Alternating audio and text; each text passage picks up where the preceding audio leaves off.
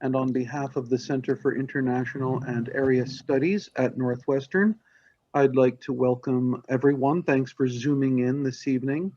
And thanks, as always, to the Evanston Public Library, with whom we have such a longstanding and fruitful partnership on this monthly series of programs tackling pressing issues on the global stage.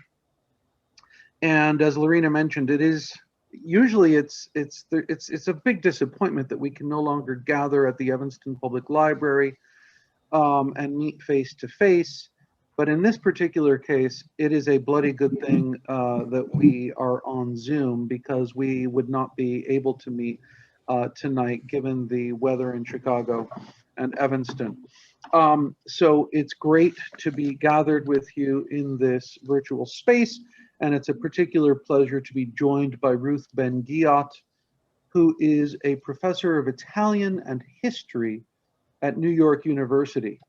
A historian and cultural critic, her work focuses on fascism, authoritarianism, war, propaganda, and more recently, the presidency of Donald Trump. Her many books include Fascist Modernities, published in 2004, Italian Fascism's Empire Cinema, published in 2015, which won the Edinburgh Gadda Prize for Modern Italian Studies.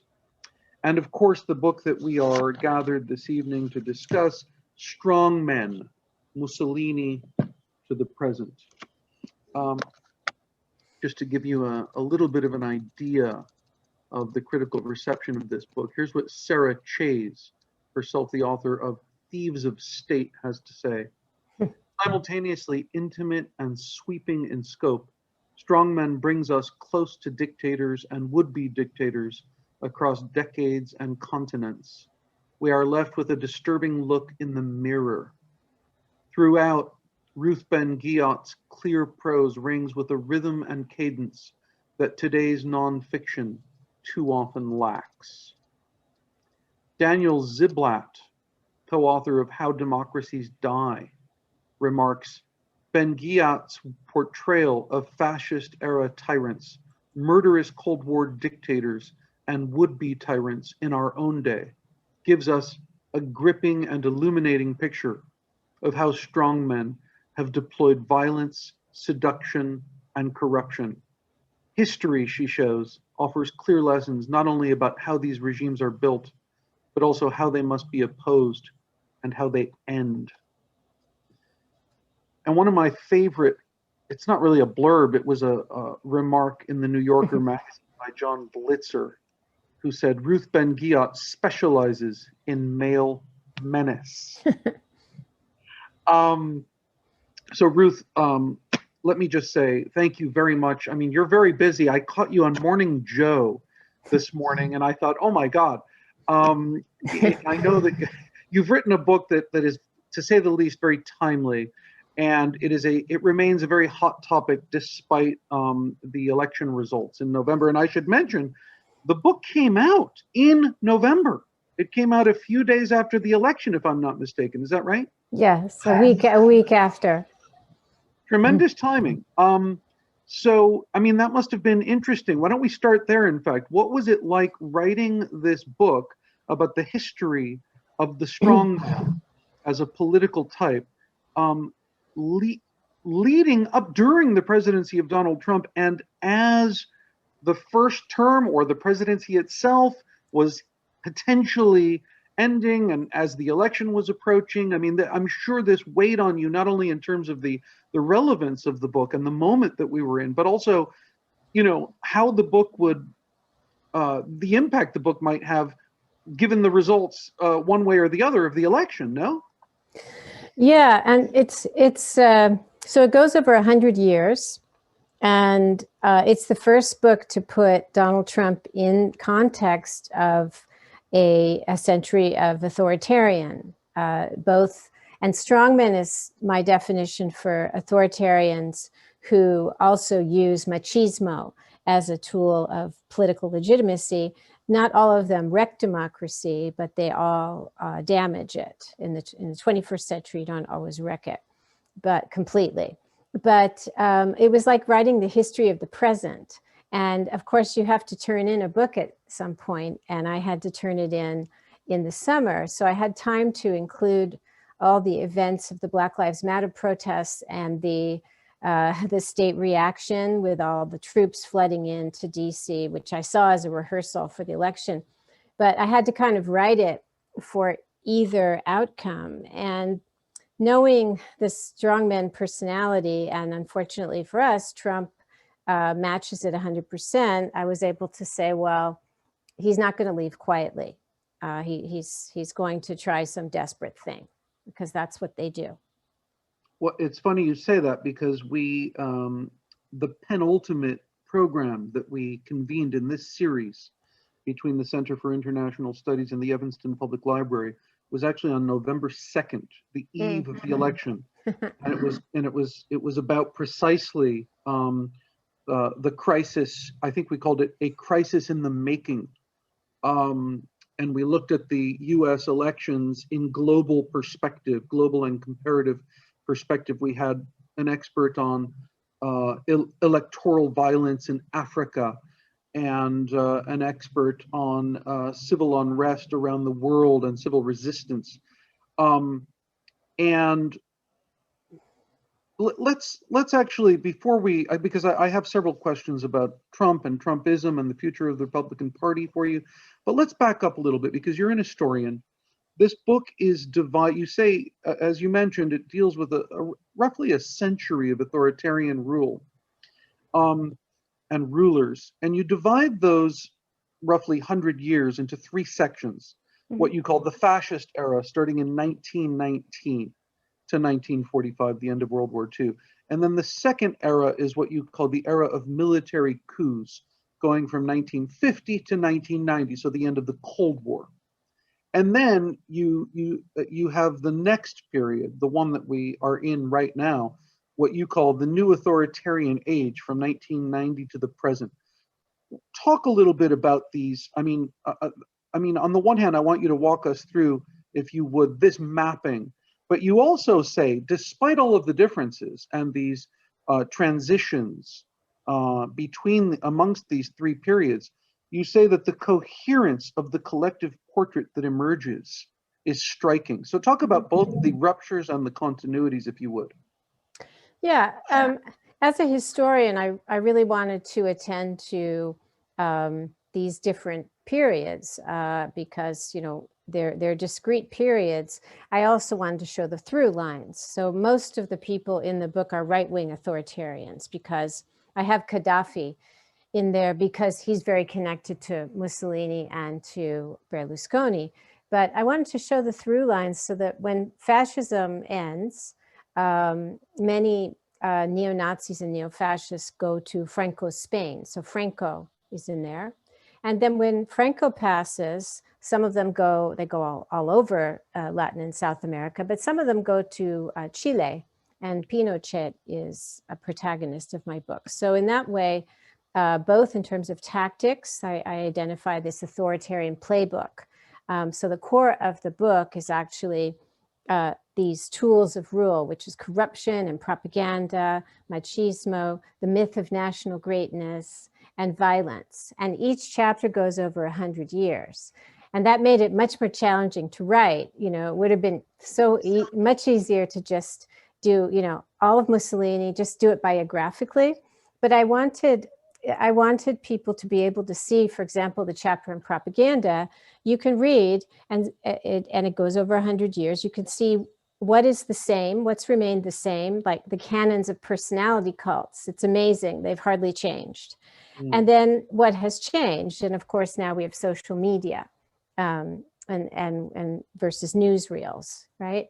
So, but I did want to respect these different eras of history. And the new authoritarian age, you know, people come to power less by military coup today. Of course, there's a coup that just happened in Myanmar, but mostly you come to power through elections, and then you have to manipulate or deny or annul elections to stay there.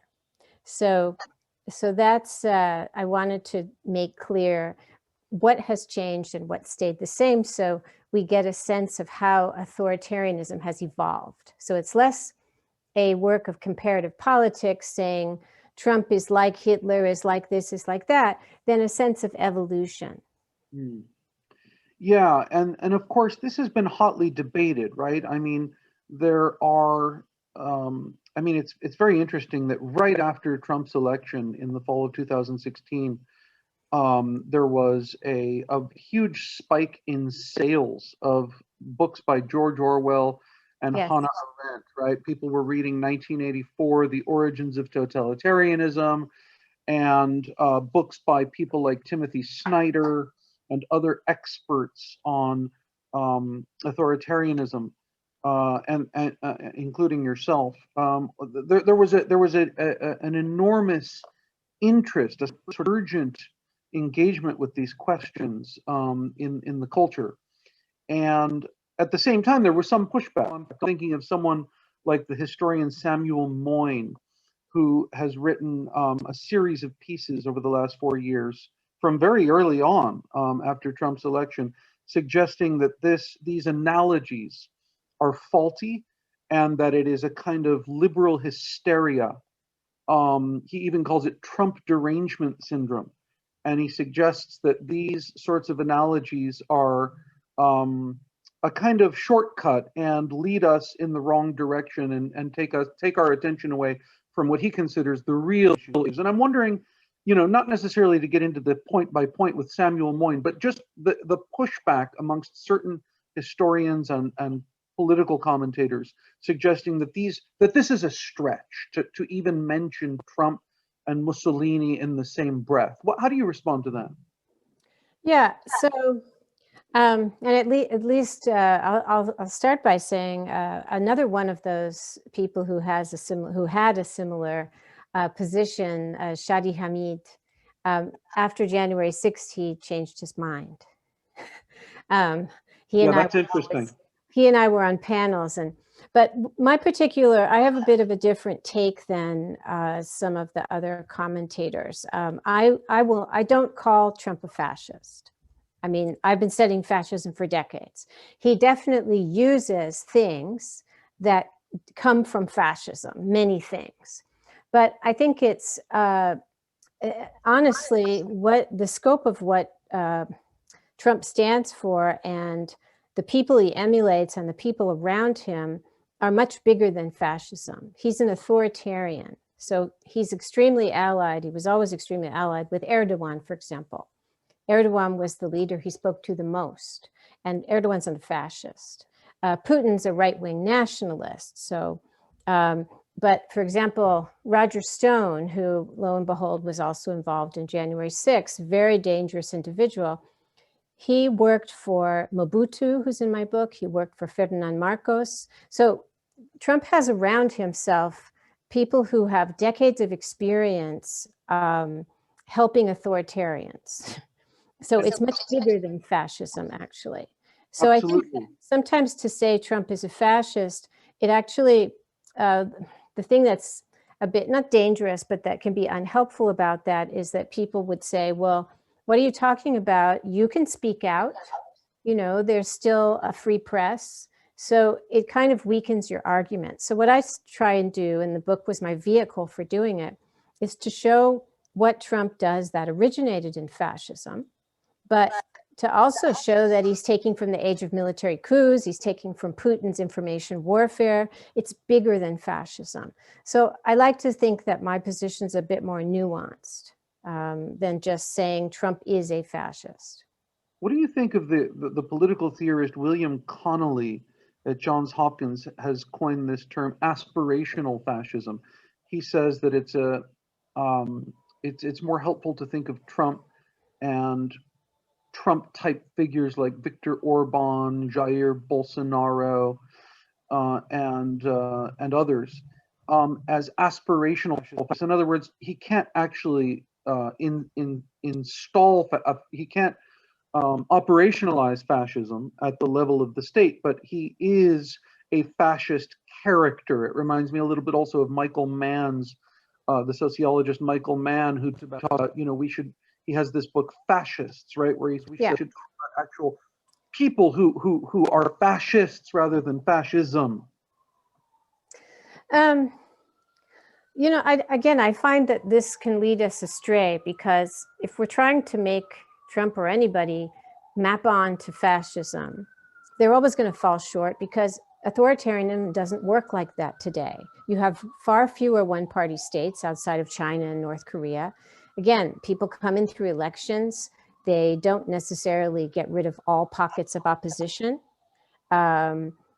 Trump was aspirational in that he definitely wanted to establish a more authoritarian style of rule, like Berlusconi did in Italy, for sure. But the fascist thing, I just think, leads us astray. And it's very important that people understand how authoritarianism works today, because this is what we're living with today. You're talking about something that a category that cuts across some of these historical phenomena like fascism. It includes fascists like Mussolini, but it also includes people who are not proper capital F fascists, but who belong to a kind of an affinity group. That there's these kindred spirits, if you will. And I'm wondering, you know, one of the most striking things in your book is actually these affinities. And when you were talking about Roger Stone working for Mobutu, I was thinking of Steve Bannon, who in many ways is the ideological architect of Trumpism, or certainly one of the key architects of it. He, since his rather unceremonious departure from the Trump administration, he set about to kind of forge something like a global right-wing authoritarian populist international, explicitly connecting people like Marine Le Pen in France, and Salvini in Italy, Orban in Hungary, and basically just kind of creating a sort of global brotherhood, or you know, kind of a network of authoritarian populist characters. And I'm wondering if the affinities that you talk about in the book, I mean, you open the book with talking about the affinity between Berlusconi and Putin. And it's a very textured discussion of both the ideological affinities, but also this sense of they're bonding over virility, these symbols of virility and masculinity. Can you talk about these affinities a bit? Yeah, I mean, those are two different things. So one of the concepts I work with in the book is personalist rule. And these are leaders like Berlusconi, like Trump, like Erdogan, who they're authoritarians. So the executive, you know, can kind of, to different degrees, overwhelms the other branches, fine. But personalist rulers also end up making the operation of the state all about their private financial needs, their private obsessions. And this goes back to Hitler and Mussolini. And so their character matters a huge amount to the structures of governance that they set up. For example, and I was amazed to find how this recurred with everybody over a century. We hear about authoritarianism being so efficient and productive and good for business. In fact, it's totally dysfunctional. And this will be familiar from people who have observed, read about how Trump's inner circle operated. They create these inner sanctums or cocoons around themselves. And they're composed of flatterers and sycophants and family members. They've always got their family members in there, the better to kind of conspire with, right? And the requisite for serving them in a personalist state is loyalty. Loyalty matters way more than expertise or giving good feedback. So they and then they populate the system with what used to be called little Hitlers and little Mussolinis. So you can think of, in the case of Trump, Mike Pompeo, who always had a temper and was arrogant, but came into his own as he called it swagger, this kind of macho lawlessness. So the personality of the ruler and his impulsiveness, his insecurities, his ego needs, his financial needs, his need to avoid prosecution, and his desire to make deals with other despots, that's the affinity, all influence domestic and foreign policy to a huge degree. So they almost privatize foreign policy. They have these behind the scenes deals. So Michael Flynn, who's back in the news, very subversive, dangerous individual, was working for Erdogan at the same time he was national security advisor. And Berlusconi was with Putin, and Berlusconi made deals with Gaddafi. And they do this in a very secretive fashion. So transparency and accountability are not authoritarian principles. It's quite the opposite. So that's the affinities, are affinities of temperament, affinities of character, and they can sometimes bridge true dictators with people like Berlusconi or Trump who are they're working in a different system. Right. One thing I really want to drill down a bit on, one of the most interesting things I found in your book is your discussion of Putin as a leader of the global right. Mm-hmm. I think it's really important. I think that there's a lot. I mean, to me, it's perfectly obvious, and the evidence is overwhelming that this is precisely the case. But I think there's a lot of confusion about it because. Well, let's put it this way. For many years now, there has been a faction of the American political class that has been rather, has had a pronounced hostility towards Putin and Russia, and that tends to be a kind of neoconservative or Republican or center-right kind of posture in the United States, which leads some people on the left and progressives to feel like, well, we need to push back against this. We don't want a Cold War. We don't want, what the former Intercept journalist Glenn Greenwald calls Russophobia. Like anytime someone makes a criticism of Putin or Russian policies, domestic or foreign, Glenn Greenwald would accuse them of Russophobia. And there's this kind of idea in certain quarters of the left, it seems, that, Putin is really a kind of an anti-imperialist, pushing back on US hegemony. And therefore, there's some sort, he might not be a leftist, but there's some need to be, if not pro-Putin, to be anti-Putin. And one of the most salient things about your discussion of Putin in the book is how you show how decidedly right-wing he is, not only within the Russian sphere, but globally. His relationships with other right-wing parties and neo-fascist groups around the world. Can you talk about that a bit? Yeah, I don't agree with this Greenwald. Putin is our biggest. Putin wants to take down American democracy. Putin is, as I say in the book, Putin is very haunted with the way that the USSR broke up. And he would like the same thing to happen to democracies. That's why he funds secessionist movements. He wants to destabilize democracies. He's the #1 enemy of democracy on the planet.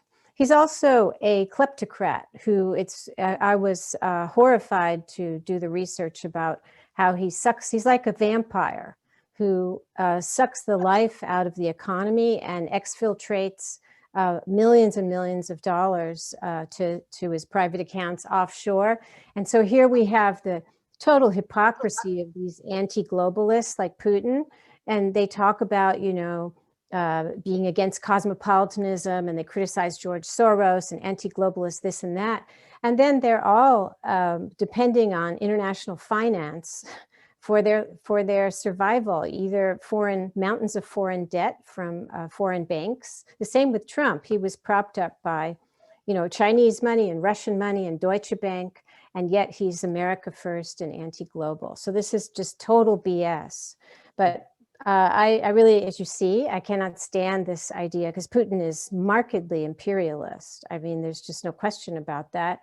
And he would like the America to just implode and never be a force again. He'd like to take us down. So as an American, I'm certainly not, I'm not old enough to have lived through the Cold War. I'm not a neocon in any way, but I am a Democrat, and Putin is trying to take down our democracy. So on that basis alone, he's the enemy. Yeah, I agree, but I would put it. My point is about how Putin has specifically cultivated explicitly right wing, in Yeah. some cases fascist and racist and white nationalist movements around the world. And it's a very mutual feeling. A lot of these groups across Europe, for example, and in the United States, Yeah, who totally. profess right, they absolutely idolize Putin and are deeply, you know, have a deep devotion to Putin and Putinism as they see it. And I think that's important. Putin funds all these global right movements. He funds some of the parties. And I think that in America, we don't pay enough attention to what he's doing. And also, you know, we know about former Representative Steve King, who made himself the megaphone for far-right politicians in Europe, like Geert Wilders, Dutch, the Dutch rightist. But there's many, many more links that are not necessarily covered.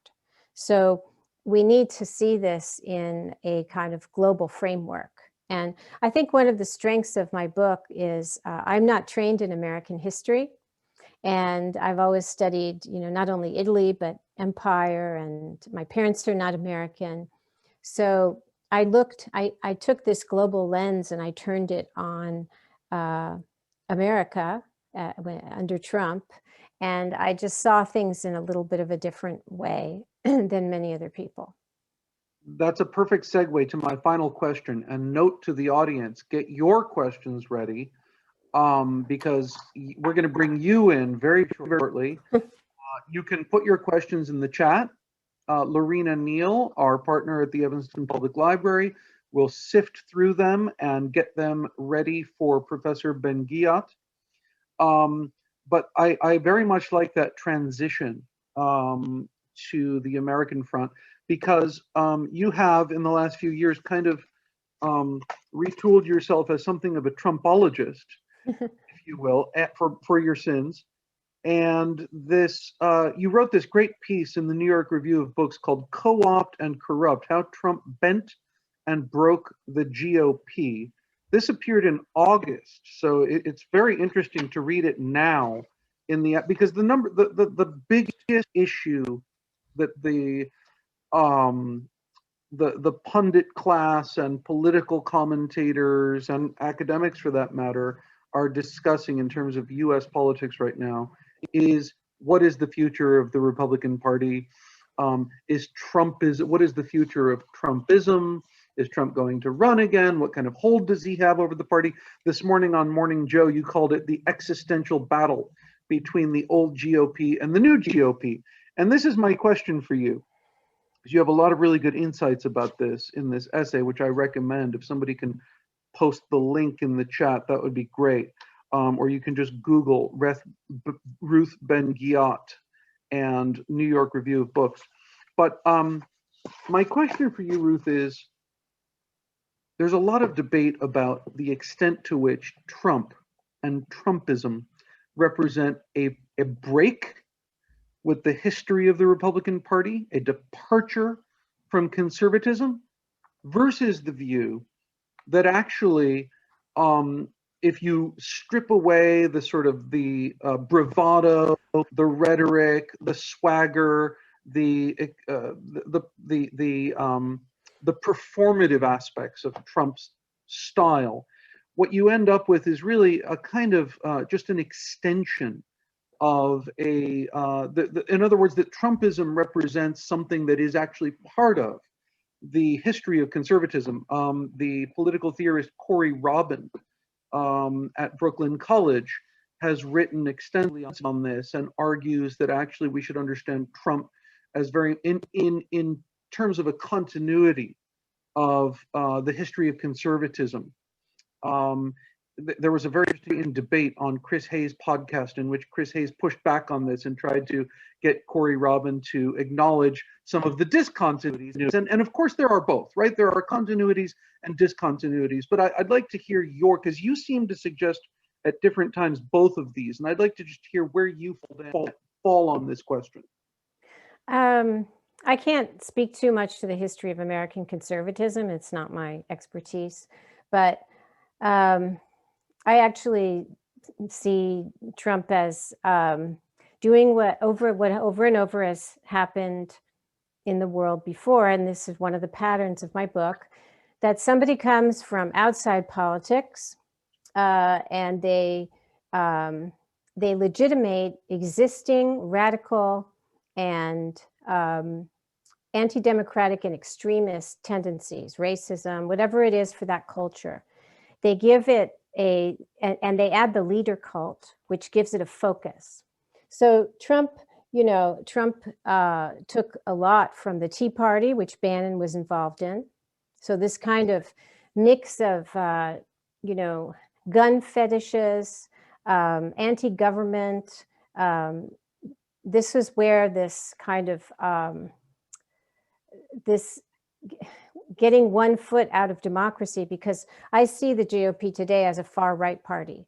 And there's been interesting comparative politics studies that it doesn't have anything to do with conservatism as it's conservative parties in Germany or in Britain. It matches up for its rhetoric and its tactics with far right parties, and in some cases extremist parties like Golden Dawn in Greece.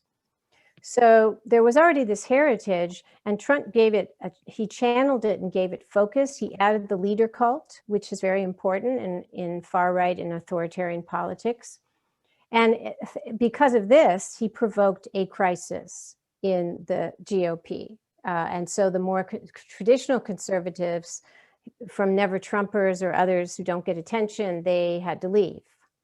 And the maxim is that parties that back violent authoritarians, including 21st century ones, generally don't end up that well.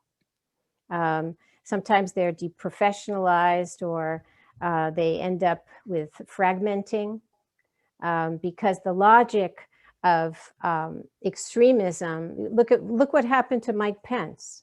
The most faithful, constantly humiliated, all of the leaders, the weird leader follower stuff, the perfect subaltern of Trump, and then he ends up fleeing, from people who want to hang him.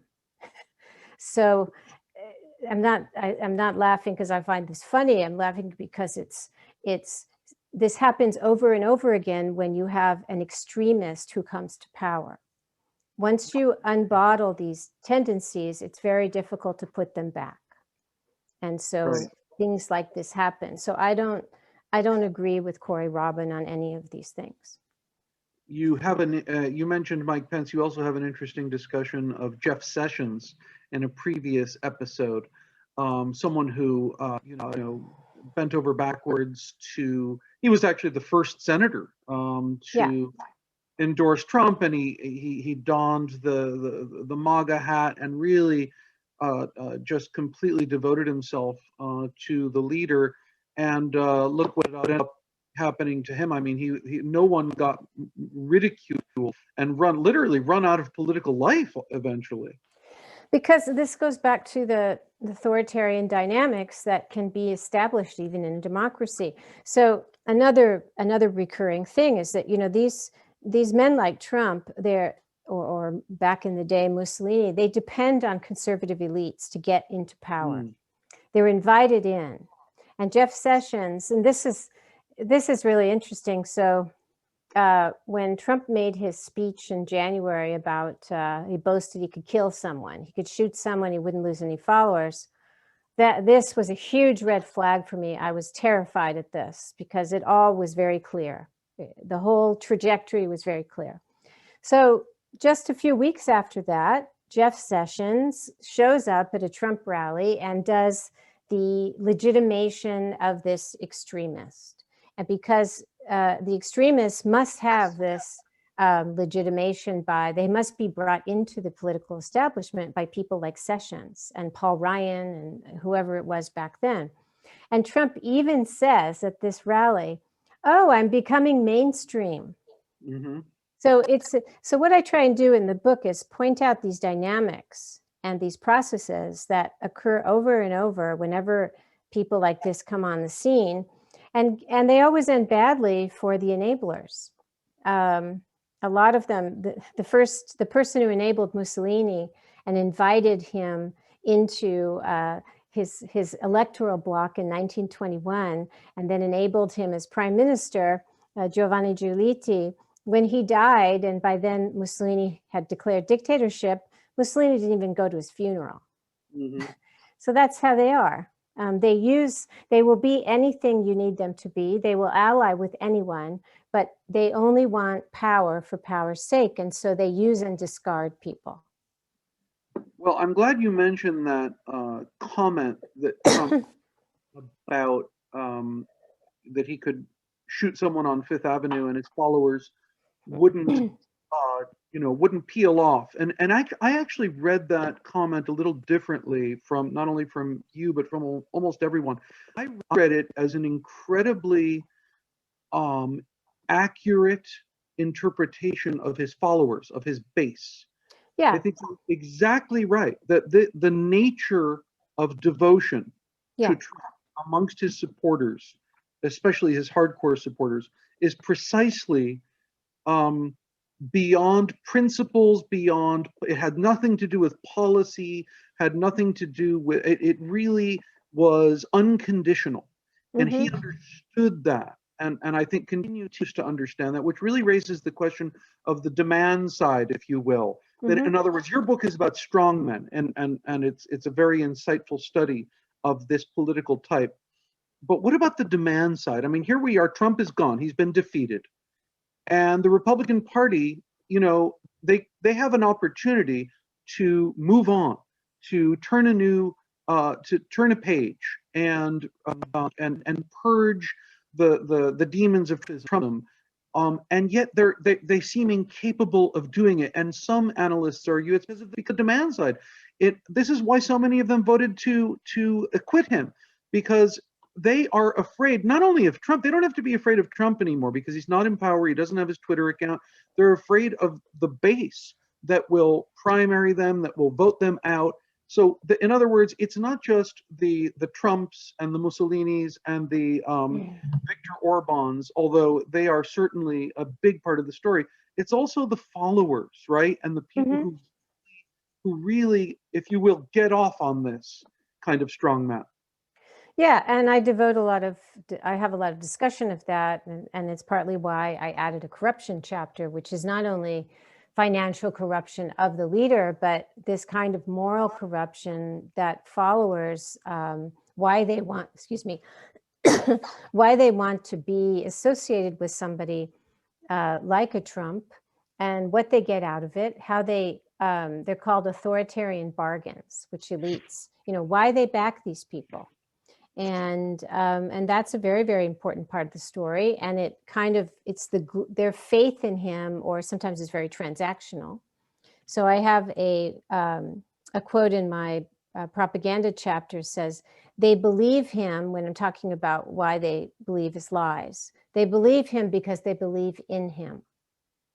So one of the questions I answer in the book is why at certain times in history, these types of people are popular. And one of the things that recurs is when there's been a lot of social change in a society. It could be racial emancipation, it could be workers' rights, could be gender emancipation.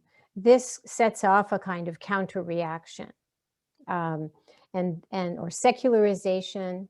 And these are times that a lot of social progress leaves some people very happy and other people very angry and fearful.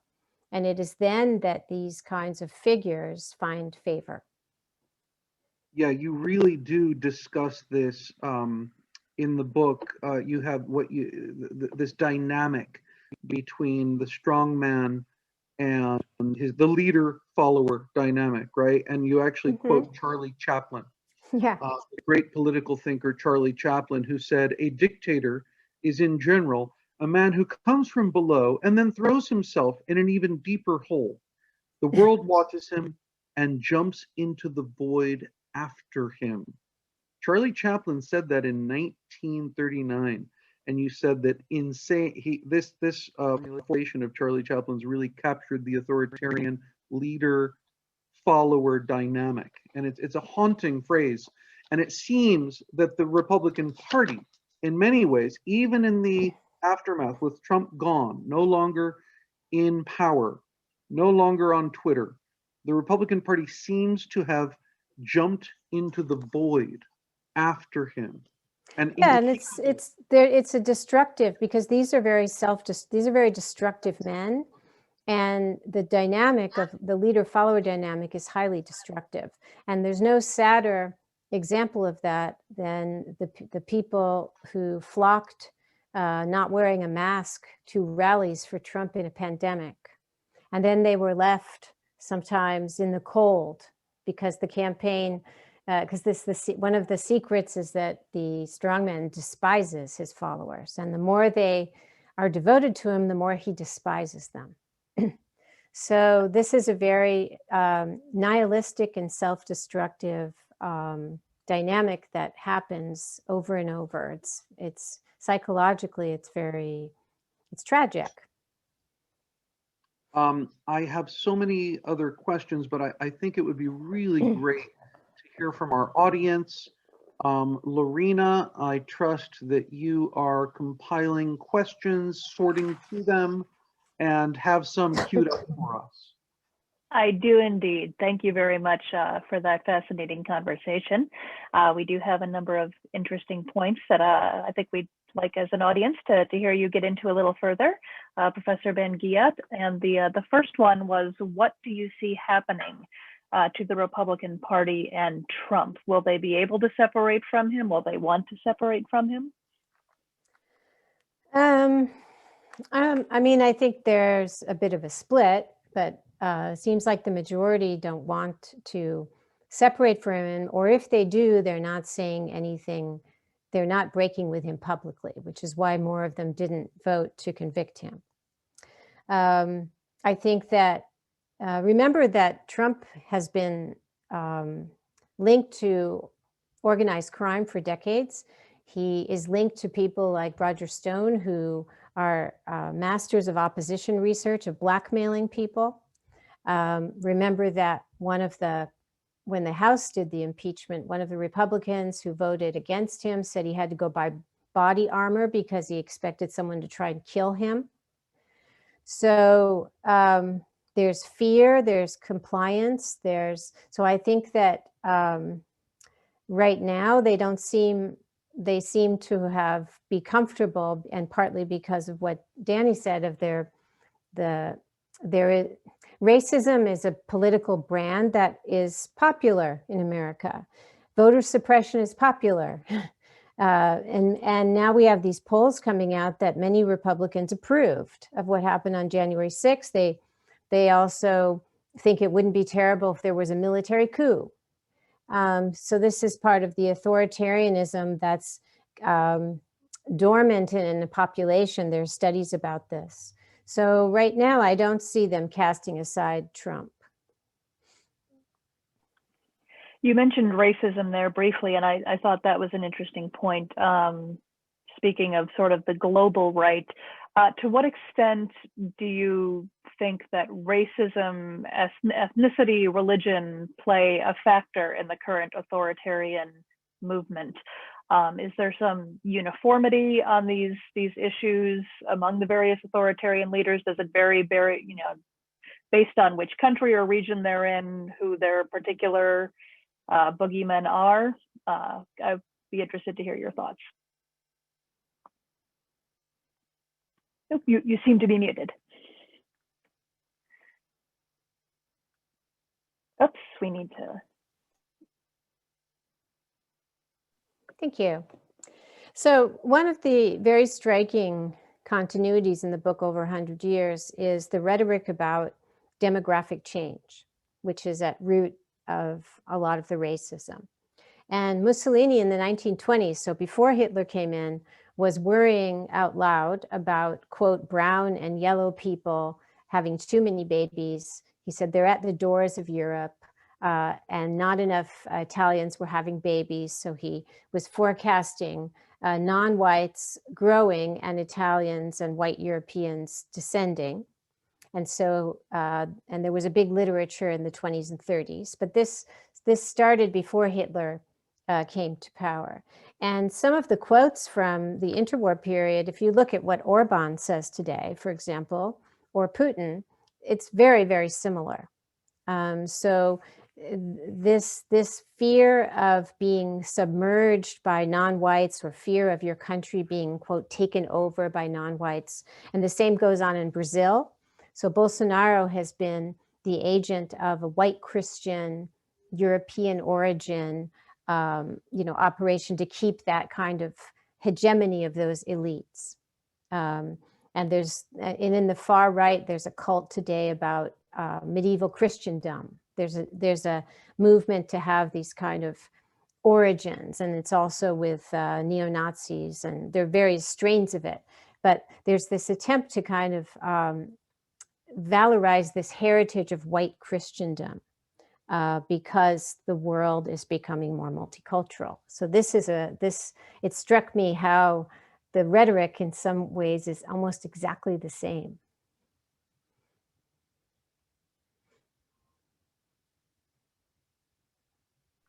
Sorry, forgot to unmute myself. There are a number of people who have questions about what we need to watch out for in the United States now, with Trump obviously out of power for the moment. But how do we further prevent the deterioration of our democracy? How much of a risk is an electoral dictatorship like Zimbabwe? There's a lot of talk of, what if a more competent authoritarian comes along, someone who's a little smoother, doesn't have some of the drawbacks that Trump had in trying to hold on to or institute power? Yeah, so I think it's important to look very carefully at all the things that Trump did after he lost the elections, because in particular, the electoral manipulation, this can become part of how the GOP does its business as a party. And it's already been doing this with voter suppression on racialized grounds for a long time. But, now this is also where disinformation comes in and conspiracy theories, that election results that don't go your way can become just another piece of information that you replace with a fabrication.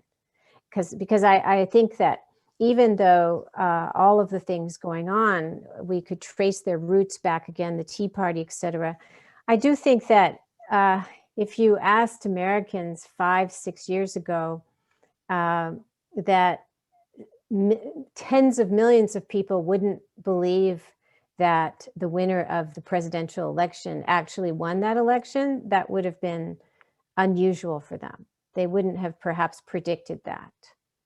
So things have hugely deteriorated. And part of this is the propulsion that Trump gave to these existing tendencies. So Trump left a roadmap for how to erode democracy from within, which is what authoritarians do today.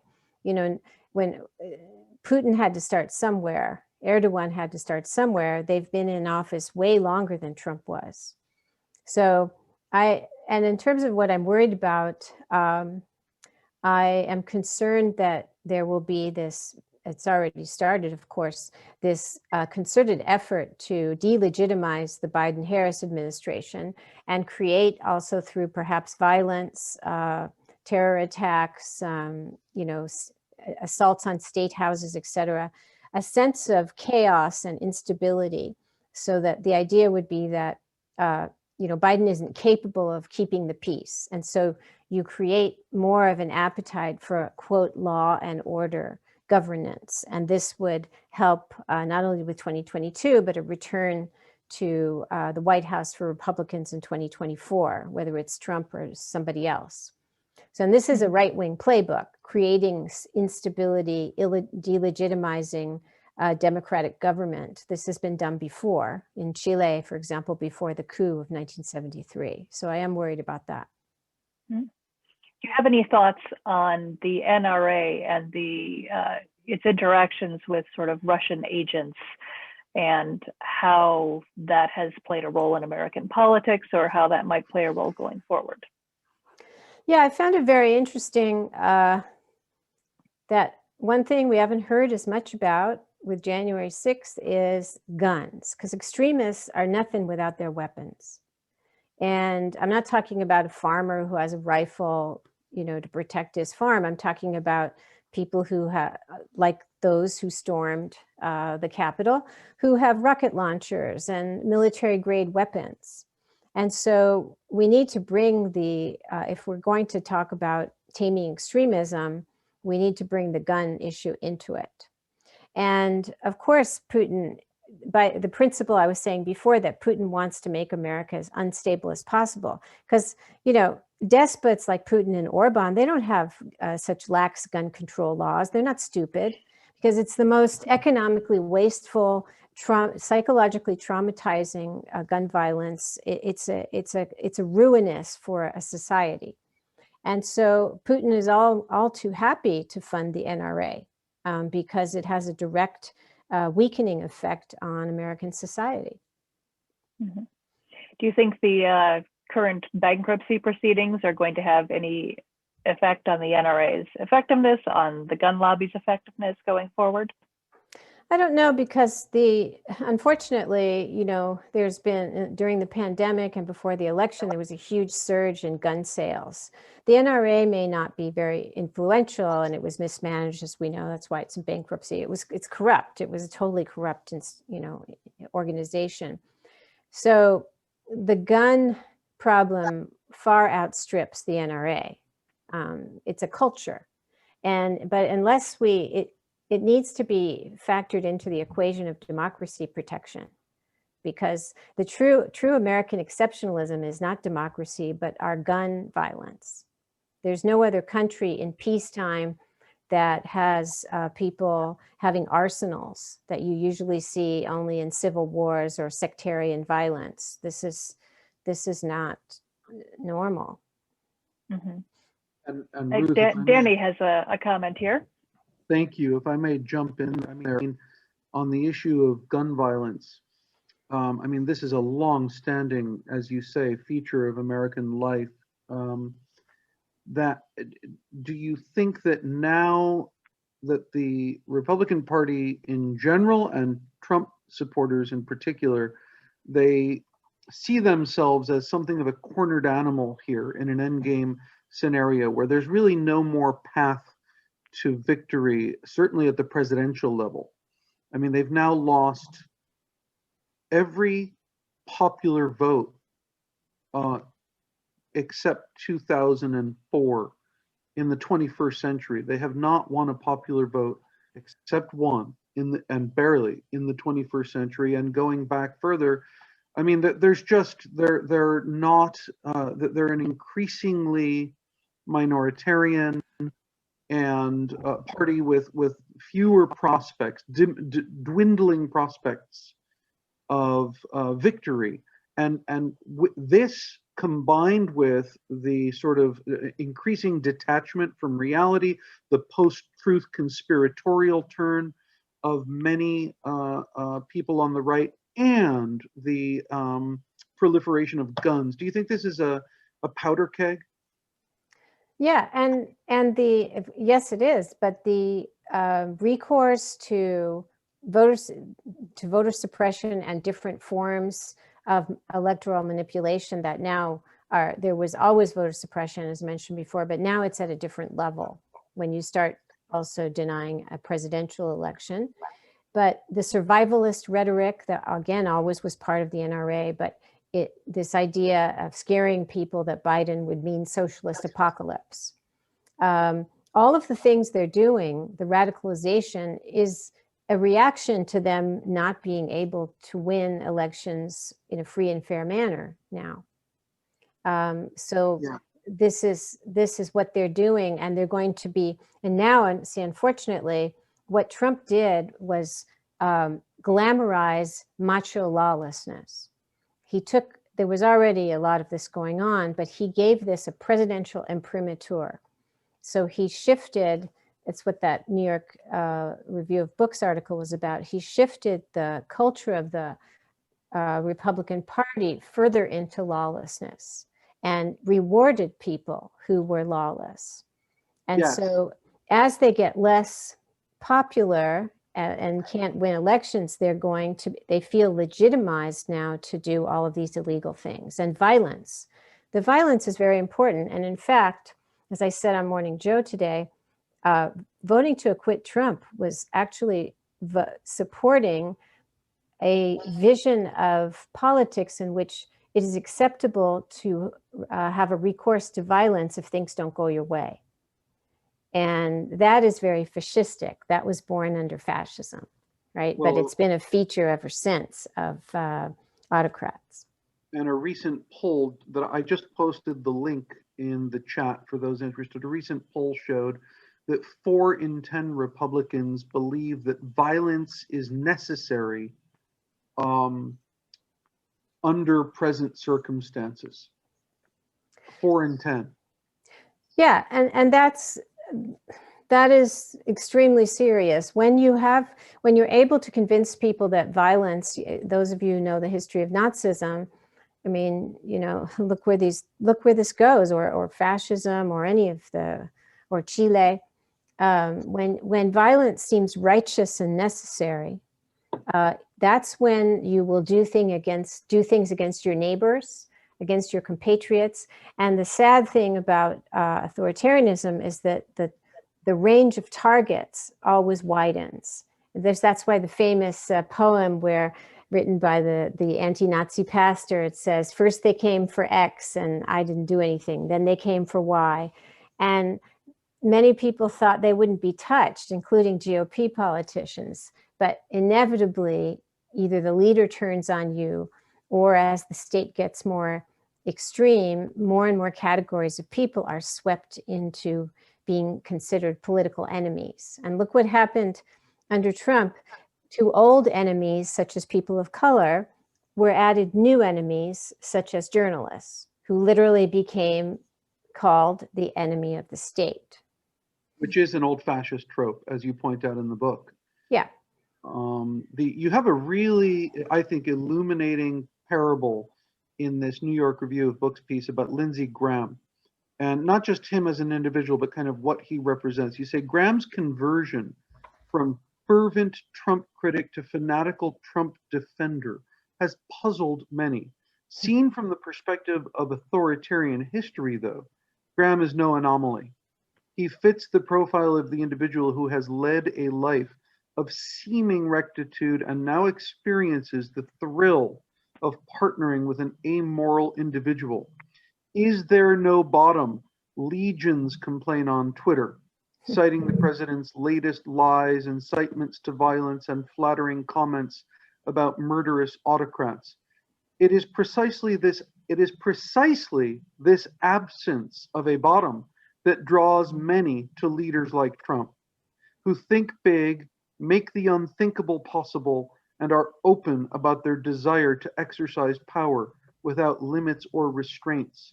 Breaking the rules and getting away with it is at the center of the ethos of macho lawlessness that underpins strongman rule. And doesn't this suggest, I mean, I think that's a really important point that you make. And doesn't it suggest there's actually something wrong? I mean, I was also in that camp of progressives who, especially in the early days, went during Trump's campaign in 2016, every time something came out, we would just say, oh, that's it. It's over. There's no way he comes out of this. And it was just this rude awakening after rude awakening, where not only did it not hinder or torpedo his campaign, it actually fortified it. People, those who strongly supported him, actually, they didn't support him despite those things, but because of them. And isn't there something in the liberal imaginary that just fails to get that? Yeah, it's not only liberals. It's anybody who is has any kind of ethics. It's, you know, the Teflon ruler. The same thing happened in Italy under Berlusconi. He had dozens of corruption, trials. He had a scandal with underage sex. I mean, but nothing stopped this guy. And he never lost he was eventually booted out because of the Eurozone crisis, not because of all these other things. And he still remained extremely popular. He never, he didn't lose his base. And it is that's why I talked about glamorizing lawlessness. So in the same month that Jeff Sessions showed up and shilled for Trump, Trump was also invited onto Jimmy Fallon's show. So that's another dimension of this problem. Like if Trump talked about shooting someone, don't invite him on your show and act like he's the big man. That's not okay. So we can reconstruct how we started to sink by glamorizing this kind of rogue, right? And but the principle that people are attracted not despite the lawlessness, but because the lawlessness is there, it's bleak. It's pretty bleak, but it's part of how these dynamics work. I do have a chapter on resistance. If you're thinking, oh my God, this book is too grim for me, and I have a chapter on how they fall, those were very satisfying chapters to write. How you get rid of these people. That sounds like very good stuff indeed. I do have a question about the role that social media has played in galvanizing these groups around the globe.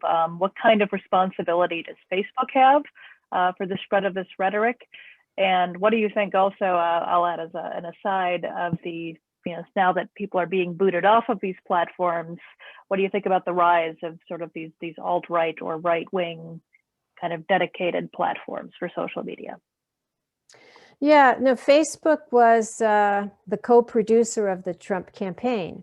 And so we can certainly assign a huge amount of responsibility to Facebook, but it's also true that the Trump campaign was playing a totally different level of game than Hillary Clinton's campaign in 2016. And Andrew Marantz in the New Yorker wrote a really interesting article that influenced me a lot. He interviewed various people who worked on the campaign, including the now disgraced Brad Parscale, who said that they took out something like 50 million ads. Each one, this is how propaganda works. You have to have the same message with tiny variations for different constituencies. So they had 50 million separate ads. And Parscale said, well, it was the e-commerce model. I could have been selling sneakers, but I was selling Trump. And Hillary Clinton's campaign, more traditional, only had 50 or 65,000 ads. So there was no competition there. Because the Trump organization is a marketing and licensing organization, they understood, and this is Jared Kushner was useful there, how to use Facebook to market Trump. And I think as we go forward in time, we will see the marketing of Trump as more and more important. So they were playing a different game. So Facebook has, and not only do they have responsibility for accepting the ads, Facebook had staff members embedded in the Trump campaign. And Hillary Clinton could have had the same embeds, but she didn't want them. That didn't seem to be something that she wanted to do. So that's important. Now, deplatforming, I was very struck, as many of us were, that the statistics, as soon as you got rid of Trump from Twitter, hate speech on Twitter, fell like, in the double digits, right? Like 30% less hate speech circulating. And so it's inevitable that there are going to be these kind of silos of far right, rhetoric and ideology and contacts. But at least they're not, as these people are deplatformed, it also means that we're not having their messages imprinted day after day, hour after hour. And we really haven't been able to reckon yet with the scope of what Trump did, sending 30,000 lies, sending sometimes over 100 tweets a day, we have been subjected to a barrage of propaganda that is comparable to dictatorships in that sense. And it's, we have, you know, there's a generation of Trump supporters that has been very influenced by this because of the volume and the scope of it. Can you speak a little, switching gears a little bit here, to authoritarianism in Central and Latin America and its relation to the US today? I can't say much about relation to the US today because I'm not an expert on that. So I'll leave that aside. Certainly people like Chavez and some people are upset that I don't have left-wing strongmen in my book, like Chavez and Castro. But what I wanted to do was show these through lines between right-wing rhetoric over 100 years. So that's how I delimited it. But yeah. Bolsonaro seems to be Yeah, I talk about him. Right, a kindred spirit who explicitly, one of the differences between the traditional military strongmen, let's say, the era in your second period of the military coup. Right. So one of the differences between that era and your sort of new authoritarians like a Bolsonaro is that in the new era, these authoritarians have to come to power through elections. The age of the military coup, it's not 100% over, as you pointed out. In Myanmar, there was just a coup. There was a coup in Egypt in 2013, right. And Trump has referred to the general who took power in that coup as his, quote, favorite dictator, in one of those choice moments where Trump, perhaps the most mendacious leader of our era, actually was being incredibly honest. Like, that was a Freudian slip. He really does like these people, right? Like, and so there are still military coups, but Bolsonaro had to come to power through the ballot, not the bullet. But what's interesting about someone like Bolsonaro is his open nostalgia and fondness for military rule, which in Brazil is not a very distant memory. It's really just a generation ago. It ended in 1985. That's right. Bolsonaro himself came of age politically under military rule. Many Brazilians. So my point is, this is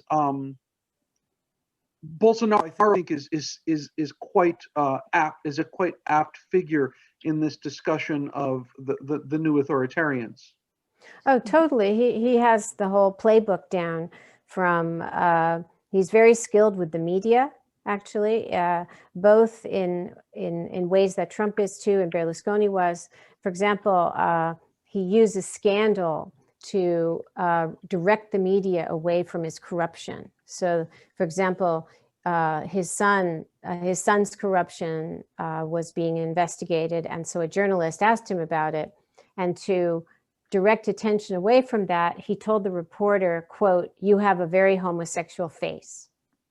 So he uses kind of racism and homophobia, and then that became the coverage, was about Bolsonaro insulting this journalist, saying this reprehensible thing, instead of looking at the corruption. And Trump was a master of this as well.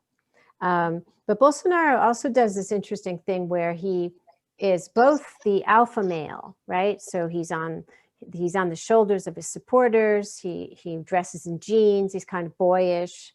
But he also makes himself vulnerable, and a lot of them use their bodies in a very interesting way. So when he was campaigning for president, he was shot, assassination attempt. And so when he had to go in the hospital, and he's gone a few times since, he makes sure to tweet out a video from the hospital with wearing the gown. You see the tray table, he's hooked up to monitors. And so all of the most effective strongmen today, they use their bodies to kind of communicate authenticity, and vulnerability. So people actually want to protect them. So Bolsonaro is very, very skilled at this. we had a visiting scholar at Northwestern a few years ago who is studying exactly this with respect to Erdogan in Turkey. She Yep. studies the mobilization of emotion under Erdogan, and specifically his vulnerability. There are many, many images of Erdogan that are carefully cultivated and mass produced of Erdogan crying. Yeah, this is something, I have a chapter on virility, and I really wanted to play up this contradiction, because it's very easy for us to see these guys as the alpha males. You know, they're violent and all the things they know, they're hard, but they also make themselves soft, and they use their emotional, they use emotion as a tool to rein people in. So when Trump talks about loving, I love you, what did he tell on January 6th? And he's been doing this for 5 years. He said, I love you, you're very special. So he makes them feel elevated. And all dictators from Mussolini on, and Hitler certainly did this. Because he would, you know, he had this emotional intensity when he spoke, Hitler, people felt like they'd made an intimate connection with him. They felt that he was being transparent about his emotions with them. And Berlusconi talked about loving Italians, and he used to say that he used to confess that he had just had un lifting, they say in Italian, a plastic surgery, so he could look bello, he could look handsome for Italians. And so they demonstrate this, quote, touching vulnerability, and people want to protect them. And you see this with Trump too, where, you know, I have lots of quotes of people saying, you know, I'd do anything to protect Trump. So this goes with their victimhood, that they all pose as victims and they have to be protected. So the masculinity is actually more complex than just these they're not just brutes, right? And this is something that hasn't been talked about enough, considering that it's a trait of all of them. It's interesting about Erdogan. That is interesting, because in my mind, Trump stands out from that group. He always wears suits. When he goes golfing, the only pictures are telephoto from a distance. He lets no one near him in his casual clothes. And yet, you know, he wears all this makeup and hairpieces, but no one's supposed to talk about that. When he went to the hospital at Walter Reed when he had COVID, they covered up the excess. He was very strong. He barely needed it. You know, they were just being silly. He seems not to fit that mold so much of the, you know, showing a softer side. He always has to be the tough one. Yes, but he talks about love a lot. And remember, I mean, that we can just laugh at this, where he said he was exchanging love. He's fallen in love with, you know, the head of North Korea. They exchanged love letters. He's actually constantly talking about love. And Berlusconi even published a book about love. And Berlusconi was also like connected to the mafia, you know, highly corrupt, connected to Putin. I mean, not a good guy, but they talk about emotions in ways that reels people in.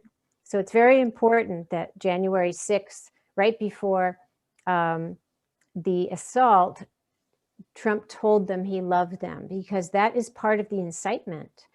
That is motivating them to commit violence on his behalf because they are loved. So we don't talk about that enough. This raises a very uncomfortable, in some ways, question for me, which is, you know, at the time of the that first generation of fascist movements and leaders that you study,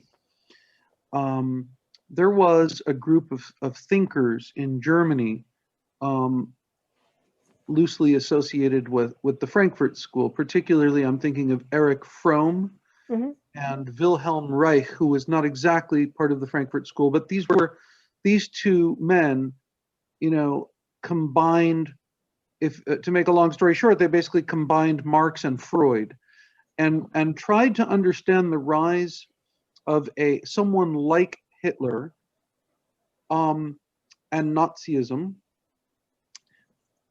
through a kind of psychoanalytic prism, understanding that you cannot simply make sense of the appeal, the emotional appeal of these figures to millions of people, to the German masses, through purely Marxist or materialist or political categories. You need to understand the unconscious forces at work, the psychodynamics. And so Wilhelm Reich famously wrote a book called The Mass Psychology of Fascism. And then Erich Fromm wrote, I think the book it had two different titles, one in the UK, one in the US. I think the US title was Escape from Freedom. Mm-hmm. And these were attempts to make sense of the rise of fascism, the appeal of a strong man like Hitler through a kind of Freudian prism, like that the people have these needs, these fears, these fantasies, these drives that the leader taps into, both brilliantly, but also diabolically. And so my question is, I mean, this kind of thinking has kind of gone out of favor, although now some people have been rereading Fromm and even Reich in the light of this new wave of authoritarianism. And so my question to you is, do you think that it's worth revisiting some of these approaches and realize, like there's actually an anthropologist at the University of Chicago, William Mozzarella, who also argues that to really understand Trumpism, you have to understand how it's enjoyable for lots of his followers. It's not just that they support him despite these things, as we were saying earlier, but in many ways because of them, and that there are profound sources of joy and fun. Yeah. People are getting off on this stuff. Yeah, and you don't need to go back to those psychoanalytic approaches. I make a similar argument, but I don't use those sources. I use memoirs and historical sources. But yes, it's interesting to reread all of those theorizations now. Some of them are quite dated, like the authoritarian personality of Adorno is homophobic and sees tries to use the homosexuality of some Nazis to argue about it being perverse because homosexuality is perverse. So I don't cite hardly. I use Hannah Arendt, but I don't cite too many of the Frankfurt School it's not the approach that I used. But yes, the joy of the community, of feeling part of a community, the fascists knew this very well. They were the first ones, along with early communists, giving people rituals and a sense of belonging, and holidays and festivals. Both Lenin and Stalin, and Mussolini and Hitler. I talk about the Hitler salute, how it structures social relations. These things are very, very important. And Trump was very smart to have the MAGA hats, because they know that you want to be a tribe. It's important to feel that you're part of a tribe. Do you think that Trump's love expressions to his base were part of something that he did naturally, or do you think that was coaching on the part of some of his handlers? Oh, Trump he's a narcissist, so he wants to be, he wants to be loved at all times, although he scorns the people who love him. So he will say, what I say about these guys is they will be anything you need them to be. They will say anything that is needed to be said to keep the deals you need with the elites and keep the affection. So Trump went out of his way very early on to do things that would form the emotional bond, the leader-follower bond. And he knew how important that was, because unfortunately, once that is established, it lasts through thick and thin. Once the personality cult really coheres, it's hard to puncture it. I think that's very true, and I think that it would be nice to close out the questions for this evening with hopefully a hopeful note. Okay. You mentioned there's a resistance chapter in your book, and I was wondering if you would talk a little bit about that and some of the ideas for resisting authoritarianism. Yeah. So it was really moving to look at just as all of the repressive technologies and tactics have recurred, so have resistance tactics. So mass nonviolent protest at the right time is a superb weapon against authoritarians, and it's a numbers game. It sends a message not just to the leader, but to elites. And the larger the crowds get, the more other people lose their fear. And because, of course, there's always police repression or worse if you're in a real closed society. And I looked, for example, at how social media makes these things different. So one of the classic scenes of anti-fascism or resistance is the secret police or the police knocking on the door of the resistor, and he or she has to hide his documents and his contacts. That's like in many films, etc. Nowadays, for example, in Russia, Putin's dissidents, they stream this live. So there were people who were very effective at, you'd be on Twitter and you'd hear the police knocking and you'd see this going on. So they're using social media to build emotional communities of solidarity for their causes very effectively.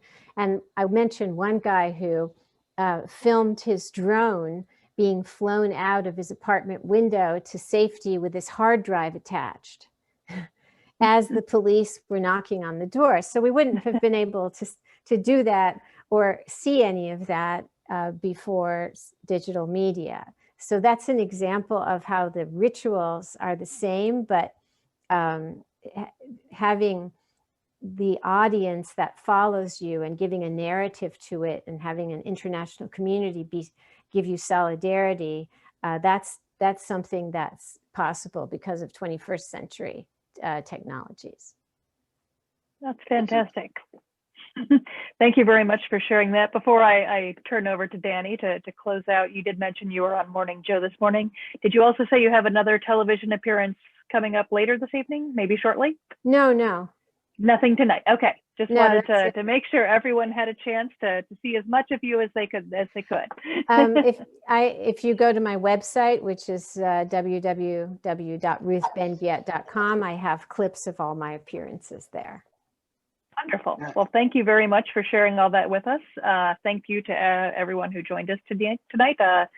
Danny, do you have any final thoughts or words for us? Well, I just want to thank Professor Ben-Ghiat for her time and for really this tour de force. I think it's been a really stimulating conversation, and knowing how busy you are, I mean, I'm so glad that you're not. You don't have any more interviews tonight. You've worked hard enough starting with Morning Joe, and now, what is it, 8:30 your time. So we really, really appreciate your time. We've seen several messages in the chat saying that people are buying the book or they're going to buy the book and they really enjoyed the program. So this is exactly why we do this series, to tackle major questions of global concern. And do it in a way that is accessible and engaging for the general public. I've also posted in my last message to the chat where you can find Professor Ben-Ghiat on Twitter. She has some very good tweets. I follow her myself and enjoy both her own tweets and some of the retweets that she shares. So please, everyone, join me in, let's see, you can put a reaction on your screen. Join me in applauding for Professor Ben-Ghiat. Thank you. Thank you to everyone for coming. I appreciate it. Thank you very much. Okay, good night. Thank you Cheers. very much. Bye-bye.